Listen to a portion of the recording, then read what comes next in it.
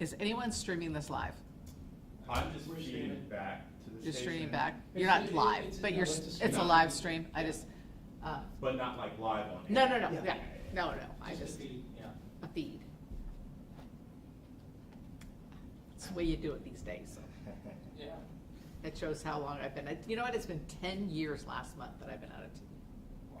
10 years. 10 years I've been at Kelowna. And That's here like I, a- and here I am. You I'm can't like, escape it. Once you get in the industry, you Yep. can't get out. You'll yeah, always no be matter stuck. how hard I try. Yeah.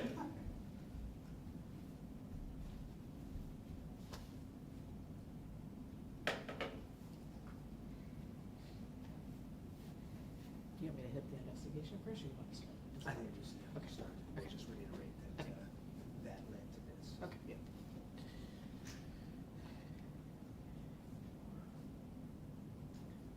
I don't see any news deal. Okay, cool. I just don't want her to walk in. Oh, that's it, okay. Okay, let's do this.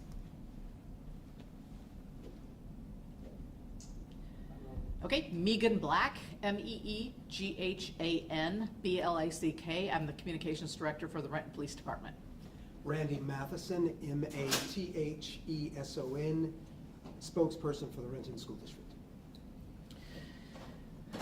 So I wanted to give everyone a quick update on the investigation into the threat to two different Renton schools. Now, we know that any type of threat is disturbing, but it is even more upsetting when it's directed at our kids. And we want to ensure you that the Renton Police Department takes any and all threats very seriously at their face value, and we will investigate them to their fullest. Our detectives and investigators have spent most of the night trying to track down the individual or individuals responsible for these threats. And we are hopeful that we will get, we'll continue that. I'm sorry, I'm going to start that again. So we want to assure you that the Renton Police Department takes any and all threats incredibly seriously. Our detectives and investigators have spent much of the evening, overnight last night and into today, investigating who these suspects may or may not be and to locate them. That work continues today, right now, as we speak.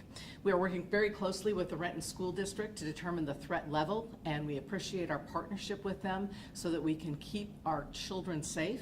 And in that effort, we are increasing patrols around all of the schools throughout the Renton School District today to help ensure and increase the feeling of safety for those kids as well. This is an active and ongoing investigation. We cannot talk about any of the particulars of the investigation at this time. We will be able to provide you more information when we have it. Randy? We're grateful for the partnership we have with the Renton Police Department. We worked through the night to be informed about what they're doing and why the threat was credible, and moved to a decision to close schools to keep our students and staff safe. So 3 of our schools are closed, and a program that's adjacent to one of our schools. We will continue working with Renton Police through the weekend and hopefully have a positive outcome and open schools on Monday morning. So I think it's important to reiterate that a weapon has not been found on any of the school campuses, and a suspect has not been located on any of the properties.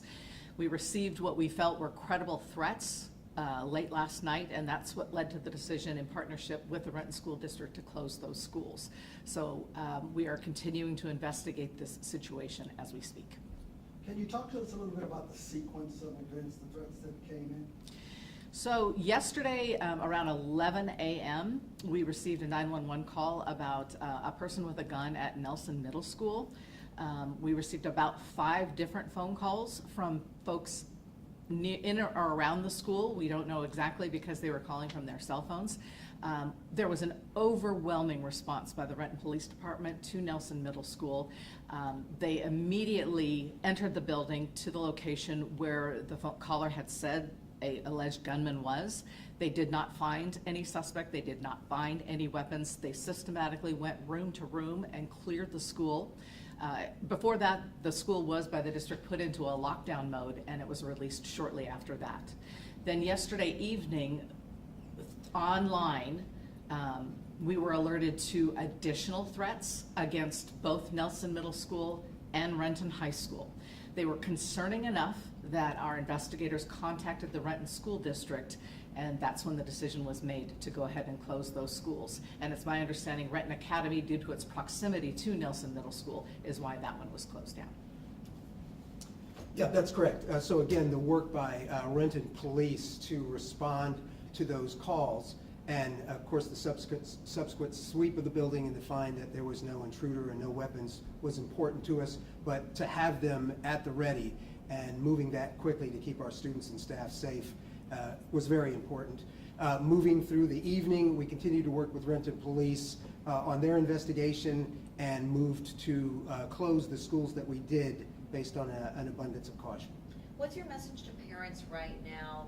I talked with parents this morning, some of them who have kids in schools nearby, and they're like, do I take my kid to school? What is your message to families? Well, it's always a concern for parents if a school in a district closes. Other parents are going to be concerned about what does that mean to me? Are my kids involved in that? Some of them may have siblings at that school. It's something that we always have to work through. Parents are always available to keep their students home if they feel that that's the safest place for them for that day. We did communicate with all parents last night that these specific schools and that program were going to be closed because of our close work with Renton Police and the information that we had, and that other schools were open. We're always ready to answer those questions, and families can always reach out to the district or to their school to make themselves feel safe about their particular school. Megan, I have a question for you. In the post from 11 p.m. or just before 11 p.m. last night, it was stated that Renton Police kind of has a lead and they're trying to get a hold of somebody to question them. Can you talk a little bit more about that? Do you guys have a lead? Like, is there...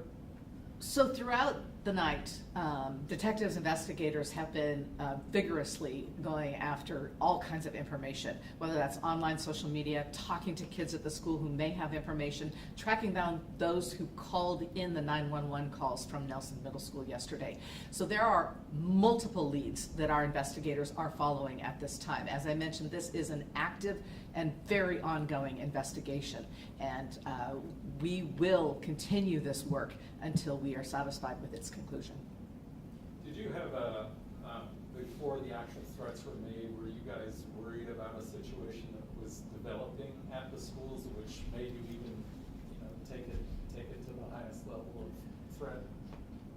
No, our work began when Renton Police responded to the 911 calls and the concerns at the school.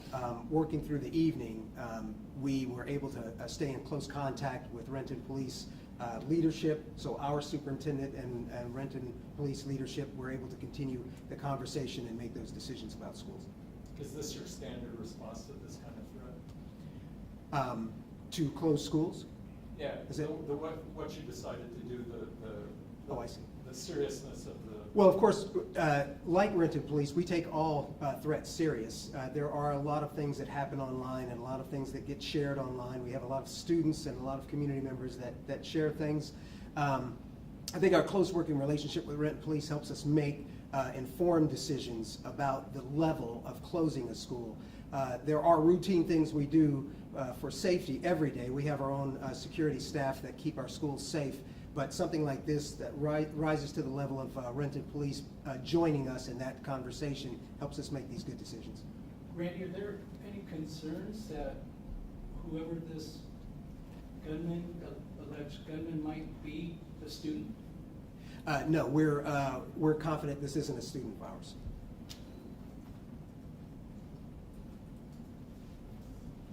Can you speak to why you're confident in that? Just the information, again, making these decisions means we're in close contact and having good communication with the Renton Police Department, and working through that process helps us be confident.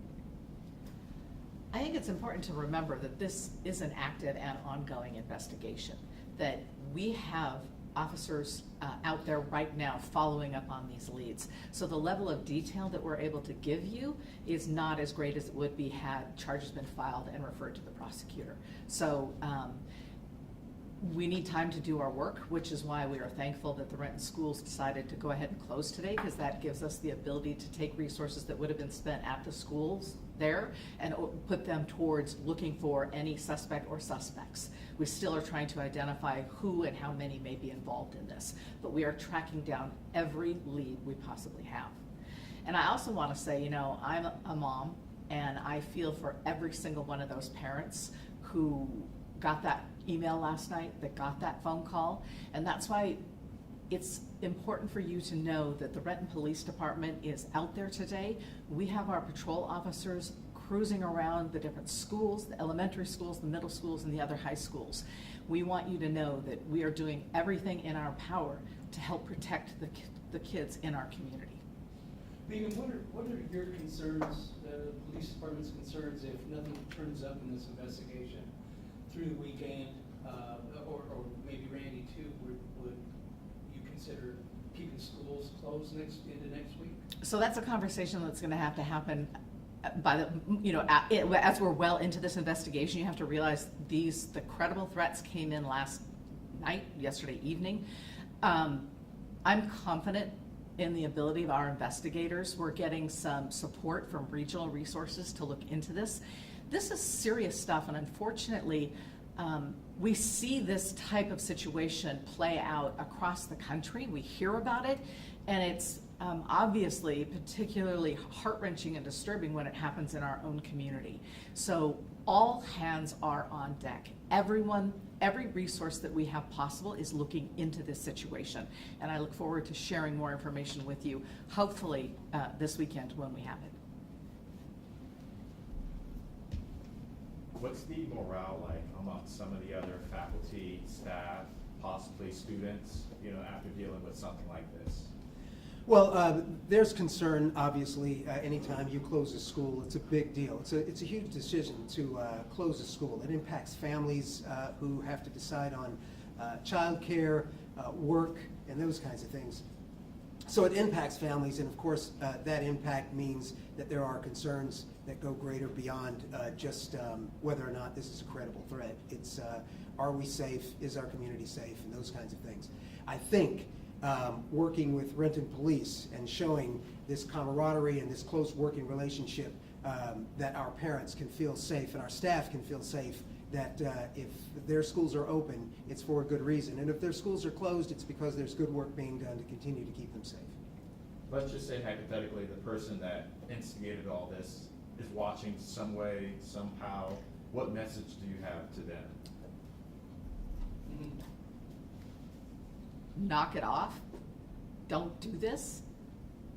It's insanely disruptive. It's heartbreaking. It's terrifying. And this is no way to live in a society. We can't do this. Our kids in our community need to be safe and feel safe. There has to be other ways than to idle threats. It's a weakness. It's cowardly to do this. Renton High, Nelson Middle School, what's the other school? Renton Academy. Renton Academy. Would it be safe to say that the two threats happened within a matter of 12 hours? Oh, yeah. Yeah, okay.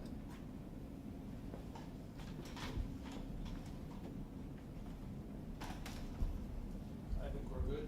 Awesome. Thanks, guys. Thank you. Appreciate it. So we had a station show up downstairs. Yes. Como's here. Oh, did I text you too? Yeah.